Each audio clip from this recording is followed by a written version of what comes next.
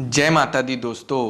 कई भाई बंधु का, कई बहनों का बहुत दिन से ये प्रश्न आ रहा था बार बार कि पितृदोष के लिए क्या उपाय किया जाए, क्या उचित है, क्या अनुचित है। ये जो पितृदोष है ये मेरे जीवन में बहुत सारी बाधाएं लेकर आ रहा है, बहुत कष्ट लेकर आ रहा है। आखिर ये पितृदोष से छुटकारा पाने का क्या उपाय है, इसके बारे में जानकारी बताई जाए तो बिल्कुल ध्यानपूर्वक इस वीडियो को सुनिएगा। शास्त्रों में जो लिखित है वही सारी बातें मैं आप सभी को बताने वाला हूँ कि अगर आपके ऊपर पितृदोष है, यानी आपके पूर्वज आपसे रुष्ट हो गए हैं, यानी नाराज हो गए हैं, तो आपके मार्ग में बाधा अवश्य बनेंगे। क्योंकि अगर आपके पूर्वज आपसे खुश नहीं रहेंगे तो देवी देवता खुश रहकर भी कुछ नहीं कर पाएंगे। क्योंकि अगर घर का मुखिया ही आपसे नाराज है तो देवी देवता को प्रसन्न करके आप क्या कर सकते हैं।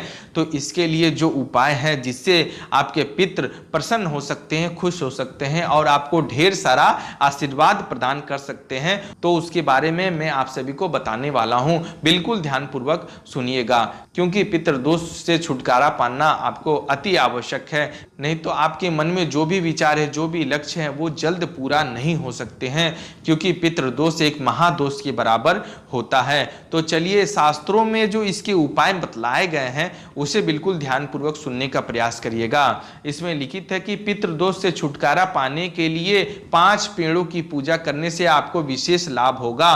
5 पेड़ में से आप किसी एक पेड़ की पूजा अवश्य करें, जो भी आपके करीबी में हो। जो मैं बताने वाला हूं उसे भली भांति सुनने का प्रयास करिएगा, और ये शास्त्र प्रमाण के साथ है। ये नहीं सोचिएगा कि मैं इस वीडियो को देख रहा हूं, पता नहीं मुझे लाभ होगा अथवा नहीं होगा, ऐसा हो ही नहीं सकता। सारी बातें जब मुझे शास्त्र प्रमाण में मिलती है तभी मैं किसी चीज पे वीडियो बनाता हूं, तो घबराने की बात बिल्कुल नहीं है, ध्यान से सुनने की बात है। तो बिल्कुल ध्यानपूर्वक सुनिए। इसमें पहले नंबर में है पीपल का पेड़। ऐसी मान्यता है कि पितृपक्ष के दौरान पीपल के पेड़ की पूजा करने से पितृदोष से मुक्ति मिलती है। इसके लिए दोपहर में जल में दूध मिलाकर पीपल के पेड़ को अर्पित करना चाहिए। यानी पीपल का पेड़ को नंबर 1 में रखा गया है। अगर आपको समय मिले पितृपक्ष के दौरान तो दोपहर के समय यानी 12 बजे के बाद एक लोटे में जल लें और उसमें थोड़ा सा दूध मिलाकर पीपल के वृक्ष की मूल में यानी जड़ में अर्पण अवश्य करें, और साथ ही अपने पितरों से क्षमा मांगते हुए ऐसी कामना करें कि मेरे पूर्वज यानी मेरे पितृ जो हमसे रुष्ट हो गए हैं, कृपा करके मुझे क्षमा करें और मेरे द्वारा इस पूजा को स्वीकार करें। तो इसी के लिए ऐसी मान्यता पीपल के वृक्ष में नंबर 1 पे बतलाई गई हैं। अगर आपके पास पीपल का वृक्ष ना हो तो दूसरे नंबर के पेड़ की ओर चलते हैं, उसे ध्यानपूर्वक सुनिएगा। इसमें दूसरे नंबर पे है बरगद का पेड़। कहा जाता है कि बरगद की पेड़ की पूजा करने से पितरों को शांति मिलती है। ऐसे में अगर आपके पितृपक्ष के दिनों में बरगद की पेड़ की पूजा करते हैं तो जल में काले तिल मिलाकर चढ़ाते हैं तो आपको पितृदोष से मुक्ति मिल जाती है। यानी बरगद का पेड़ को नंबर 2 पे स्थान में रखा गया है। अगर आपके करीब बरगद का पेड़ भी हो तो उसकी भी पूजा आप कर सकते हैं, लेकिन आपको क्या करना है, जल में काला तिल को अर्पण करना है बरगद के मूल में। ये बात आप ध्यान रखिएगा। हर पौधे का अलग अलग विधि विधान है, उसे बिल्कुल ध्यानपूर्वक सुनने का प्रयास करिएगा।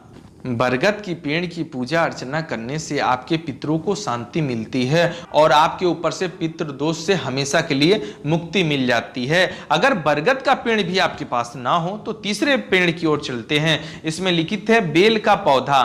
पितृदोष से छुटकारा पाने के लिए बेल पत्र का पौधा भी आपके बेहद काम आ सकता है। दरअसल ये भगवान शिव को बहुत प्रिय है और इसके पत्तों में भगवान विष्णु और मां लक्ष्मी का वास होता है। ऐसे में अगर पितृपक्ष के दौरान इसकी पूजा करते हैं तो पितर प्रसन्न होते हैं। इसके लिए सुबह जल में गंगा जल की कुछ बूंदें मिलाकर बेल के पौधे पर चढ़ाएं।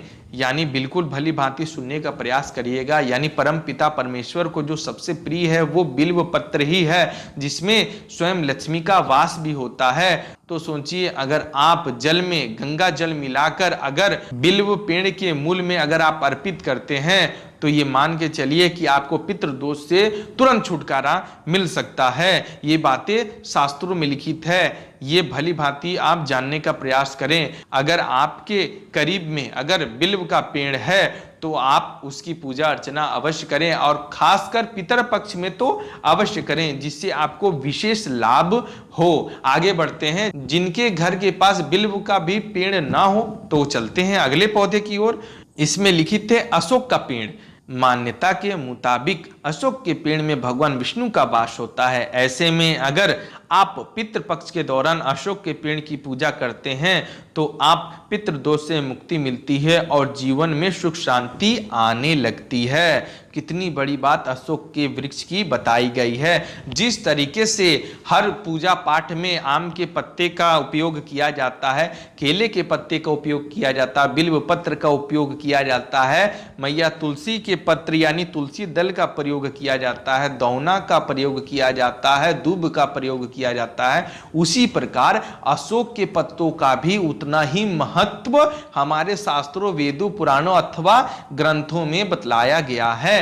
तो अगर आपको ये सारे पौधे ना मिले, अगर अशोक का पौधा भी मिले तो वो भी सर्वश्रेष्ठ है, क्योंकि उसमें स्वयं भगवान विष्णु वास करते हैं। तो अगर आपको मौका मिले तो अशोक की पेड़ की विधिवत पूजा अर्चना अवश्य करें, जिस प्रकार भी आपको करनी आती हो, लेकिन आप जल लेके जाएं और विधि विधान से फूल अर्पण करके, दिया बत्ती जला के आप अशोक वृक्ष के मूल में जल अर्पण करके अपने पितरों के लिए क्षमा मांग के भगवान से कामना करें, हे प्रभु आपकी कृपा से मुझे इस पितृ दोष से छुटकारा मिले और मेरे पूर्वज मुझसे प्रसन्न रहे। जो भी त्रुटियां, जो भी गलतियां अगर मुझसे या मेरे खानदान में हुई हो उसे क्षमा करने का कष्ट करें। तो ये सारी बातें बोलनी चाहिए। अगर आपके करीब में अशोक का वृक्ष भी ना हो तो सबसे उत्तम जो पौधा मैं बताने जा रहा हूं, अगर वो आपके करीब नहीं भी है तो उस पौधे को आप घर पे लाके स्वयं लगा भी सकते हैं। भली भांति सुनने का प्रयास करिएगा।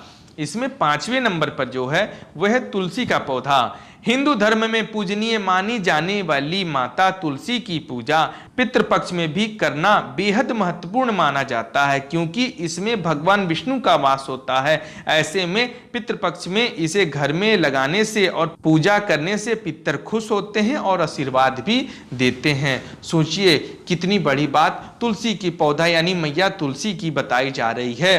काहे कि मैया तुलसी जहाँ रहती है वहीं भगवान विष्णु का वास रहता है। तो अगर आपके घर में तुलसी का पौधा नहीं है तो आप मार्केट से खरीद के अवश्य लाएं और अपने घर में, अपने आंगन में मैया तुलसी को विराजमान अवश्य करें और विधिवत उनकी पूजा अर्चना करें, क्योंकि मैया तुलसी जहां भी रहती हैं वहां के भंडारे हमेशा भरे रहते हैं। उस घर में कभी भी धन धान्य की कमी नहीं होती। और साथ ही जो मैया तुलसी की विधिवत पूजा करता है, नित्य पूजा करता है, उनसे पितर हमेशा खुश रहते हैं और ढेर सारा आशीर्वाद प्रदान करते हैं। तो ये मानकर चलिए ये जो 5 पौधे शास्त्रों में लिखित है इनका बहुत ही महत्व पितरपक्ष के दौरान बतलाया गया है। तो अगर आप 365 दिन में अगर इनकी पूजा ना कर पाए तो भी चलेगा, लेकिन पितृपक्ष में जो 14 या 15 दिन माने जाते हैं तो उस दौरान आपको पूजा अर्चना अवश्य करनी चाहिए, ताकि अगर आपके ऊपर लगा ये जो पितृदोष जो काल बनकर मंडरा रहा है उससे आपको छुटकारा मिले और साथ ही आपके पूर्वज प्रसन्न होकर आपको ढेर सारा आशीर्वाद प्रदान करें, ताकि आप अपने मंजिल को आसानी से पा सके और आपका जीवन सुखमय हो सके। अगर जानकारी पसंद आई हो तो चैनल को सब्सक्राइब जरूर करिएगा। धन्यवाद। जय माता दी।